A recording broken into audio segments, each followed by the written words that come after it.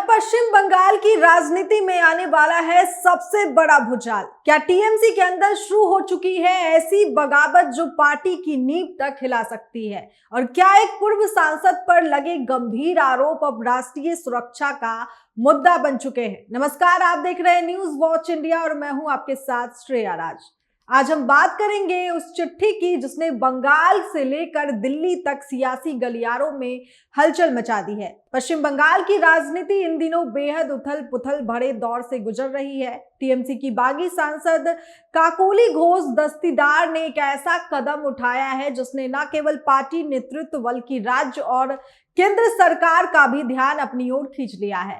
काकोली घोष ने पश्चिम बंगाल की मुख्यमंत्री और विदेश मंत्रालय को पत्र लिखकर टीएमसी नेता इमरान के खिलाफ गंभीर आरोपों की जांच की मांग की है। अपने पत्र में उन्होंने दावा किया है कि इमरान के कथित संबंध बांग्लादेश में सक्रिय कुछ कट्टरपंथी संगठनों से हो सकते हैं। हालांकि उन्होंने ये भी स्वीकार किया है कि इन आरोपों की अभी तक आधिकारिक पुष्टि नहीं हुई है, लेकिन उनका कहना है कि इतने गंभीर आरोपों की निष्पक्ष और गहन जांच होना बेहद जरूरी है। काकोली घोष ने अपने पत्र में लिखा है कि यदि ये आरोप सही साबित होते हैं तो इसका प्रभाव केवल किसी एक व्यक्ति या राजनीतिक दल तक सीमित नहीं रहेगा। इसका असर भारत की राष्ट्रीय सुरक्षा, सार्वजनिक प्रशासन और पड़ोसी देशों के साथ कूटनीतिक संबंधों पर भी पड़ सकता है। इतना ही नहीं, उन्होंने एक और गंभीर आशंका भी जताई है। उनके मुताबिक पश्चिम बंगाल में कथित चिट फंड गतिविधियों से जुड़े कुछ फंड का इस्तेमाल पड़ोसी देशों में लोकतांत्रिक सरकारों को अस्थिर करने वाली गतिविधियों में किया गया हो सकता है। उन्होंने कहा कि ऐसे आरोप बेहद संवेदनशील है और इन्हें नजरअंदाज नहीं किया जा सकता।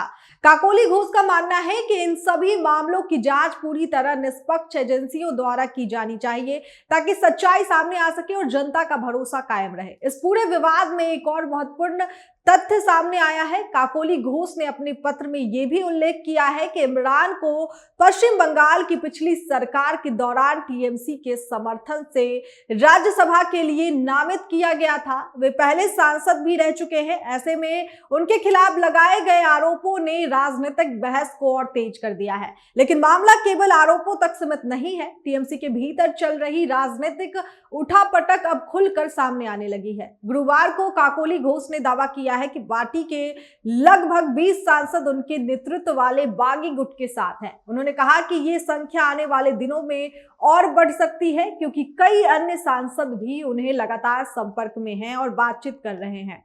काकोली का दावा है कि इन सांसदों ने राष्ट्रीय जनतांत्रिक गठबंधन यानी एनडीए का समर्थन करने का फैसला किया है। इतना ही नहीं, उन्होंने ये भी कहा है कि इस संबंध में लोकसभा अध्यक्ष ओम बिरला को उनकी स्थिति से अवगत करा दिया गया है। उनके इस बयान ने बंगाल की राजनीति में नई चर्चाओं को जन्म दे दिया है। यदि वास्तव में इतनी बड़ी संख्या में सांसद पार्टी लाइन से अलग रुख अपनाते हैं तो इसका सीधा असर टीएमसी की राजनीतिक ताकत और संगठनात्मक संरचना पर पड़ सकता है। काकोली घोष ने यह भी दावा किया है कि वो अभी भी लोकसभा में पार्टी की मुख्य संचेतक यानी चीफ व्हिप बनी हुई है। उनके मुताबिक ये फैसला उन्होंने अपने साथी सांसदों के साथ विस्तृत चर्चा और विचार विमर्श के बाद लिया है। अब सबसे बड़ा सवाल यही है, क्या काकोली घोष के आरोपों की जांच होगी? क्या टीएमसी नेतृत्व इन आरोपों पर कोई आधिकारिक प्रतिक्रिया देगा? और क्या पार्टी के अंदर चल रही ये बगावत आने वाले समय में पश्चिम बंगाल की राजनीति का पूरा समीकरण बदल देगी? फिलहाल इन सवालों के जवाब आगे बाकी है, लेकिन इतना तय है कि काकोली घोष के आरोप और उनके राजनीतिक दावे दोनों ही आने वाले दिनों में चर्चा के केंद्र में रहने वाले हैं। तो पश्चिम बंगाल की राजनीति में उठे इस नए तूफान पर आपकी क्या राय है? क्या काकोली घोष द्वारा लगाए गए आरोपों की निष्पक्ष जांच होनी चाहिए? और क्या टीएमसी के भीतर वाकई बड़ा राजनीतिक विभाजन देखने को मिल सकता है? अपनी राय कमेंट्स बॉक्स में जरूर बताएं।